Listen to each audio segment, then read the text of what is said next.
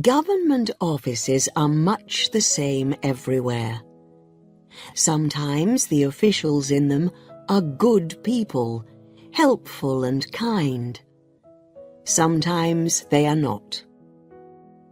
And if you need something badly, sometimes it is necessary to give little presents, maybe some money, which then disappears into a back pocket. These are the ways of the world. People have been giving and taking bribes forever. Marina Salcedo, senior clerk, 2nd grade, hurried to her desk to open her pay envelope. It was the 15th of July, and tomorrow she was leaving for Manila to get the promotion that she had been promised for 5 years. She had worked in the ministry for 20 years, and in the last 5 years, the cost of living had risen greatly. Without the extra money from her promotion, her youngest son would not be able to go to college. Also, 3 years ago, they had borrowed money on their house when her husband had had to go to hospital.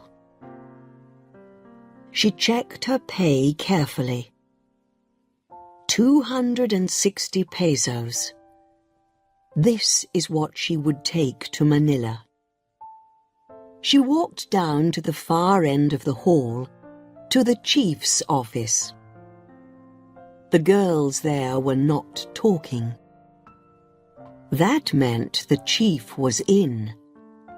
His secretary told her to go straight in.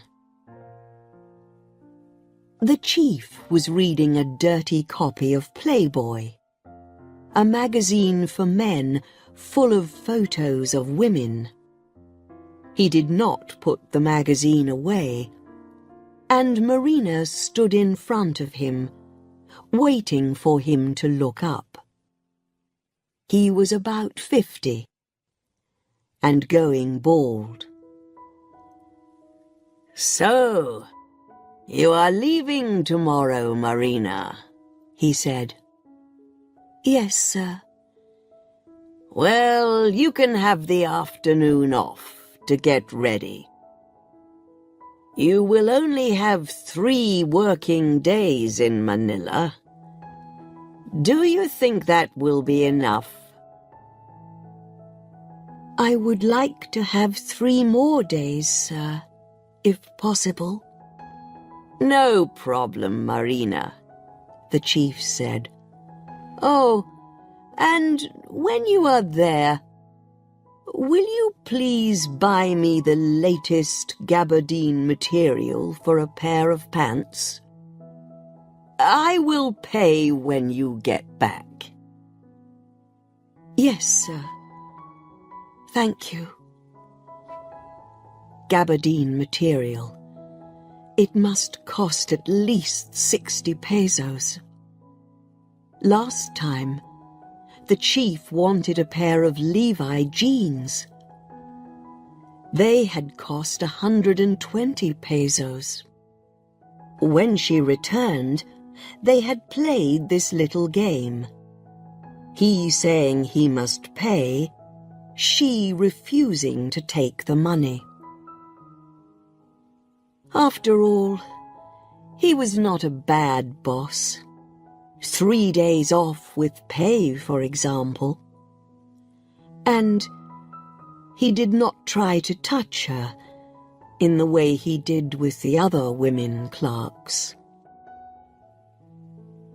The bus left at 6 in the morning, driving along the valley through the newly planted rice fields, the water shining in the early morning sun. The roads were good, with strong new bridges, making the journey to Manila only 10 hours. It used to take a full day. This was progress, the kind that people could see and enjoy. Marina knew there were problems in the mountain villages and other places, but in her province, things were calm. Her own life was not so bad. She and her husband had finally built a house.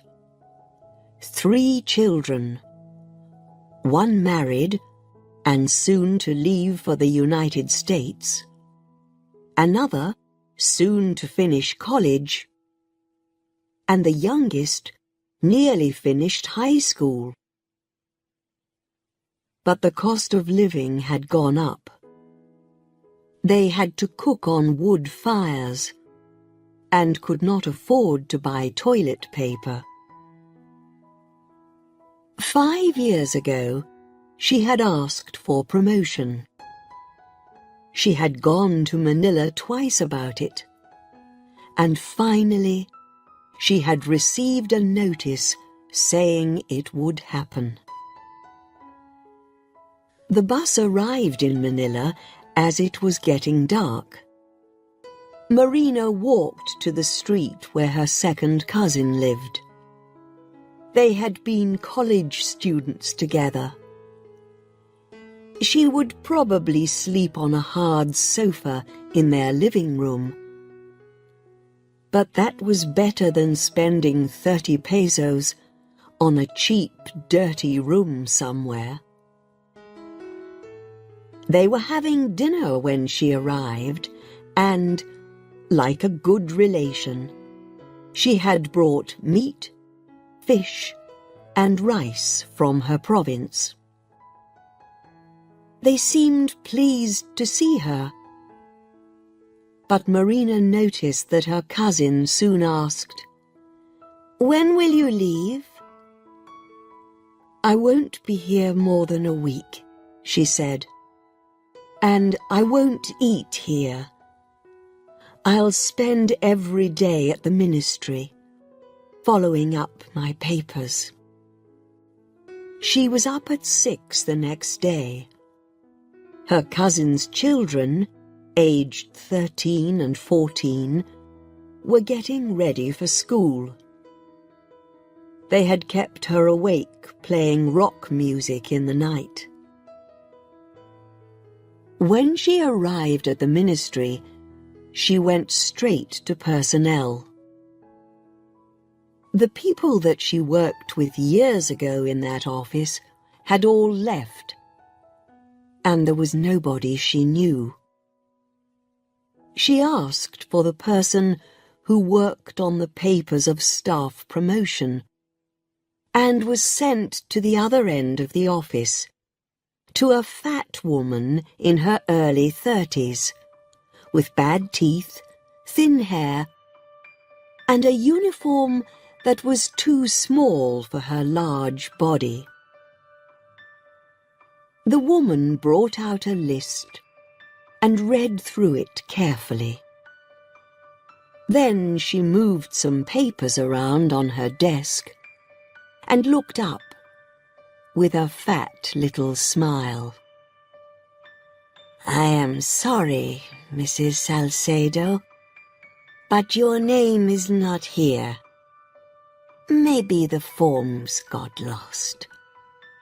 "But it cannot be," Marina said. Her voice got louder. "I have the official letter from you." She quickly pulled it out of her handbag. "Here, and the file number." The woman shook her head, and her fixed little smile did not change. "Mrs. Salcedo," she said sweetly, "I will have to look through the files, hundreds and hundreds of them. I will have to ask one of the boys." She opened the drawer in her desk that was closest to Marina. "Why don't you drop a 20-peso bill in here for him?" For a moment, Marina Salcedo could not believe this was happening to her. She worked in the same ministry as these people. Then she remembered that Anita Botong in her office in the province did the same thing. It had gone on for a long time. Too long to be easy to stop. She took a 20-peso bill from her handbag and dropped it in the drawer. "Will I come back this afternoon, then?" she asked. "Oh, Mrs. Salcedo," the woman said, still smiling. "You know how difficult it will be. Why don't you come back early tomorrow?" "I am from the province." "Yes, I know. I will do all I can to help you." She had nothing more to do. She left the ministry and took a jeepney to the market in Quiapo. What was the best kind of gabardine, she asked, and what did it cost? In the end, she bought the material in one of the big department stores for 34 pesos. Then she looked round the rest of the market and found that food prices were higher than at home. So, prices in the province were not so bad then. She spent 5 pesos on a bowl of noodles with chicken for lunch, then walked around the city. She had not been to Manila for some time, and it had changed a lot. In Makati, a very rich area, there were tall, glass-sided buildings, and the streets were clean. It was like America. She thought of her son, who would soon be in America. One day in the future, she and her husband hoped to join him there. But the future was here, in Makati, and if this was the future, was it necessary to leave the country? The next morning, back at the ministry, the fat woman had found her papers, but there was a new form to complete. Marina would have to fetch Form D22A from another office in the building, fill it in, and then take it to personnel, who would sign it and send it back to the first office. This office was on the 5th floor, and the lift was not working. The man in the Form D22A office was very sorry. "Oh, please come back tomorrow afternoon. We have no forms here at the moment. We have to get some more." Marina recognized the old game at once and was annoyed. The top drawer in the man's desk was open, and Marina dropped a 5-peso bill into it. She must remember to carry 2-peso bills, she thought. "Please, I am really in a hurry," she said. "Do try and find one. There must be one lying around." The man closed his desk drawer with a smile, then went to an old filing cabinet behind his desk. It didn't take him a minute to find the form. The form had a lot of questions about dates of this and that, school and college, travel abroad. That made Marina laugh. How many government clerks have ever travelled abroad? She hadn't even travelled around her own country. Looking back over her past, she began to think about what she wanted from life. She had never wanted to climb to the top of the tree, to become a minister. Both she and her husband were happy enough with things as they were. After all these years, they had their own home, a piece of land, and they could sleep deeply at night, not worried by the kind of bad dreams that important ministers must have. She took her completed form to the chief in the office, who was said to be an honest man. Now was the moment when she would find out if that was true. She waited and waited, and was at last called over to the glass-topped desk where Chief Bermudez was sitting. "Well, what is your problem?" "My promotion, sir," Marina said. "I've been waiting a long time for it." She put her papers on the desk in front of him. Chief Bermudez read them all carefully. "Well, Mrs. Salcedo, everything here seems all right. You know what to do next. After I sign the forms, you go to finance to find out if there are funds to pay you. If there are, the minister will sign the papers, and you will have your 100 pesos a month. And I think your pay rise should start at the beginning of this year, to give you those extra months. I will make sure that happens." He began to sign the papers. "I know you have worked for the ministry for a long time. Things happen too slowly sometimes. I should not tell you this, really. But we must be patient. We must push and push and push, but only gently." He smiled.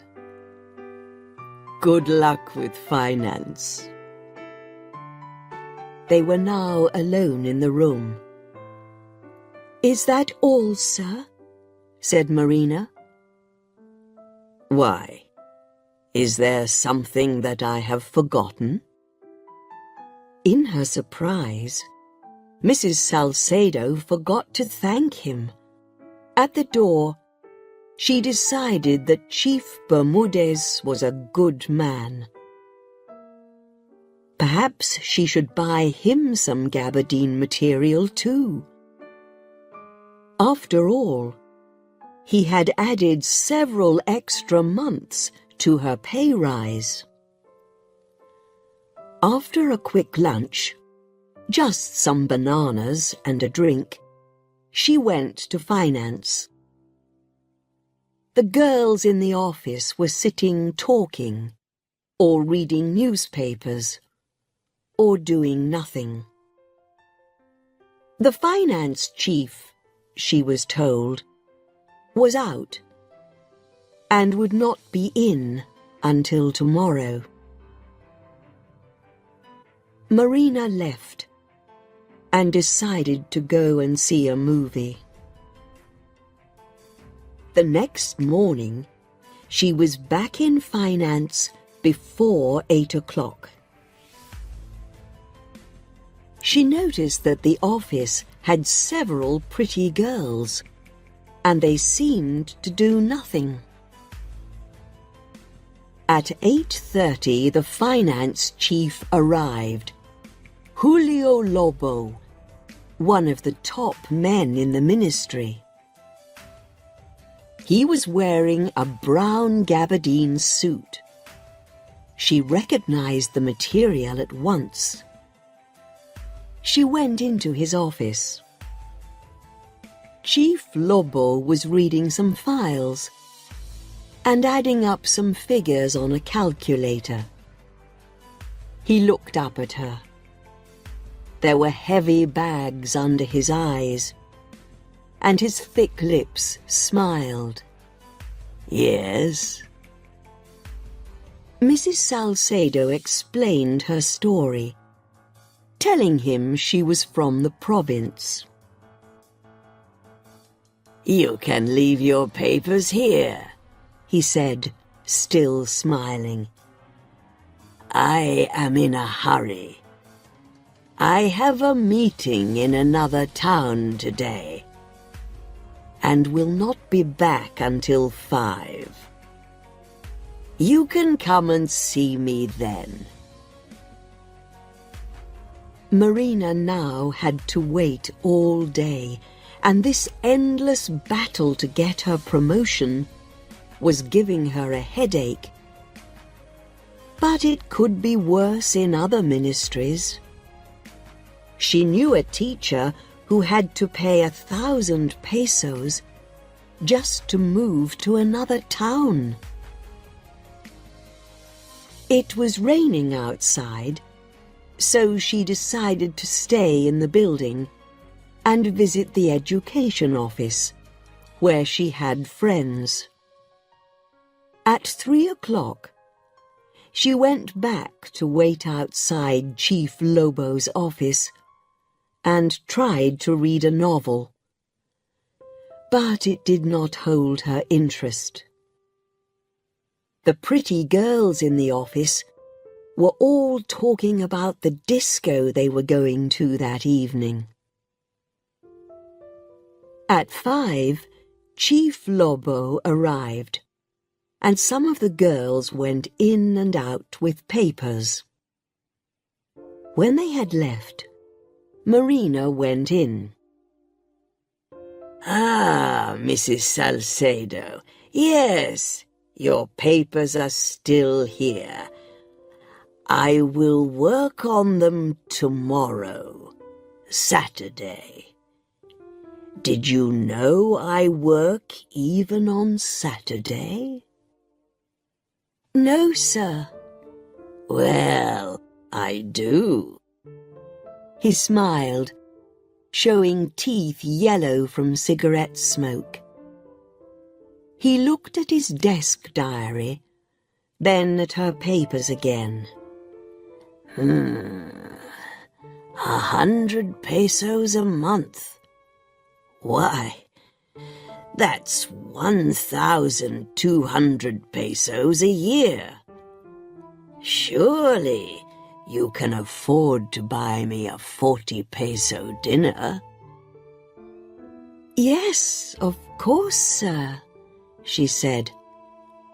Well then, my favorite Japanese restaurant is in Ermita. It's easy to find. I'll be there on Sunday evening at 7. I will have your papers all finished. I see no problem, really. Thank you, sir, Mrs. Salcedo said. 40 pesos! If she did not eat, she could afford the meal. She would still just have enough to buy her bus ticket. During Saturday and Sunday morning, Marina did not leave her cousin's apartment. Going out meant spending money. So she made rice cakes, cleaned her cousin's kitchen, and washed the floor and the walls in the living room. When the family came home Saturday evening, the place was shining clean, and her cousin was very pleased. On Sunday afternoon, she went out to find the Japanese restaurant. It was mostly foreigners eating there, and it looked very expensive. She would have to give the waiters something too. She must be honest with Chief Lobo. Tell him that she did not have the money, that she would give him a present later, when she had got her pay rise. From there, she went to the Manila Hotel, where in 1955 she had danced with her boyfriend, later her husband, when they finished their university studies. It was pleasant to remember those days. But the hotel had changed. It was all new inside, with thick carpets and fine wooden furniture. She saw the coffee shop, but she could not afford even 1 cup of coffee. So she sat on one of the deep, soft sofas, watching the beautiful people walking past. So, there was progress under the government's grand new plan, as this fine hotel showed. At 6:30, she walked back to the Japanese restaurant. Chief Lobo was there, his fat stomach too big for his blue jeans, and his t-shirt smelly from his unwashed body. They sat down, and all around them were the delicious smells of fresh food cooking. Marina found it hard to speak. "Sir, you know I am just a poor clerk in the province. I have only 100 pesos. Chief Lobo's hand came down heavily onto her knee and stayed there. My dear woman, he said, we are not going to spend all that. I will just have tea and some fish. Too much food is bad for me. But making love is not bad for me. So, after this, we go to a motel. That will be no more than 40 pesos. Marina did not want to believe what she had heard. Then she remembered office talk about the finance chief, how he behaved towards women, what he asked for. "I have 3 children, sir," she said miserably. "My oldest is married. I have a grandson, the first." That's wonderful, said Chief Lobo. But you know, you don't look like a grandmother. He looked at her body hungrily, and Marina felt her face turning red. You have a good body, very nice. "Surely, sir, with all those pretty girls in your office?" Chief Lobo laughed. "Ha! You noticed," he said. "But they are young. They need teaching. I don't want to be a teacher all the time. I enjoy beautiful older women like you." His hand moved higher up her leg. "I am 45, said Marina. "But you don't look 35, he said. She followed him to his car outside in the street. Her mouth was dry with fear. She must be good to him. The future was in his hands. She tried again and again to talk him out of it, but he did not listen. Alone with him in the motel room at last, she begged him one more time. "Sir, please. I will give you half the money I get from my promotion. I promise." Chief Lobo looked at her in surprise. "Stupid girl," he said angrily. "It's not money I need." He began to take off his shoes. When she did not move, he shouted at her. "Take off your clothes!" "My poor husband, my poor children," Marina cried softly, as he began to touch her. She was back at the apartment at 9. She took a long shower, hating Chief Lobo, hating herself, hating the world. How would it be tomorrow when she saw him again? He had not even brought her papers as he had promised. She did not sleep much that night. When morning came, she knew she must go on, finish the job. After that terrible evening, there was no battle that she could not fight.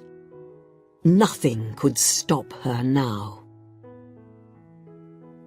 Chief Lobo's thick lips smiled at her when she came in. "We will go up to the minister's office now," he said, standing up and picking up her papers. The minister's office was very big, with a carpet, paintings on the walls, and tall green plants in the corners. Minister Gutzmann was also wearing a brown gabardine suit, but Marina, looking at it closely, realized it was a finer, more expensive material. She had heard that the minister had a drinking problem. He certainly seemed strange this morning, either sleepy or drunk. Chief Lobo put Marina's papers on the desk, and the minister looked through them. "Ah, Mrs. Salcedo, your promotion. I am very happy to sign these." To Chief Lobo, "Are there funds for this?" "Yes, sir," Lobo said. After the minister had signed the papers, he turned to her again. "Mrs. Salcedo, how is it in your province? What are your problems? It's good to see someone from your province here.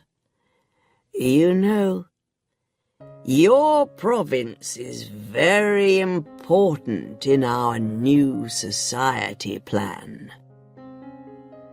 Mrs. Salcedo looked at him. Was the minister serious? How could he be so drunk so early in the morning? She shook her head. We have no problems, sir. Come now, the minister said. Be honest. We need the truth, the facts. Only that way can we make progress. Marina shook her head again. Everything is fine in our province, sir, she said. All right then, the minister said. But you must work hard. All of you. You must remember, we are building a new society. Progress for the people. A country to be proud of. He seemed to be talking to everyone in the office. Yes, sir, Marina said. We must all work together. Progress. Promotions are wonderful, but we must work for them. Progress. After Marina had bought her bus ticket, she had 2 pesos left. She had made 3 meat sandwiches at her cousin's, and that would have to be enough until she got home. When the bus arrived in her town, it was past 6 and already dark. To save money, she decided to walk home from the bus station. She only had a handbag, a small bag of clothes, the gabardine material, and 2 apples. Away from the town centre, the road was unlit and rough. She and her family lived on the edge of the town, where they could grow vegetables and keep chickens. She had just turned a corner when a man jumped out of the shadows and grabbed her handbag. She held on to it as hard as she could, but the man pushed her and she fell, hurting her face on the ground. He took the bag, and as he ran, she shouted after him. There's no money in there, just my papers. My papers! But he was gone too fast and did not hear her. She stood up slowly, feeling weak and strange. She still had a long way to walk, and her legs did not want to move. It started to rain, but her umbrella was in the handbag that was stolen. She did not mind the rain. It was losing her papers that felt like a heavy stone lying on her heart. Without the papers, there would be no pay rise. She knew only too well that nothing could make Manila send copies of her papers. She would have to return to the capital, and the thought of that filled her heart with fear and misery. At last, she reached her house with the trees all around it. When she pushed the door open, her family were eating supper, and they ran from the table to greet her. They saw the dirt on her clothes, her pale face, her wet, untidy hair. To their questions, she gave no answers. And Marina Salcedo fell to her knees, the anger and misery coming from her in violent sobbing. No words of kindness, of love, no friendly touch could stop the river of her tears.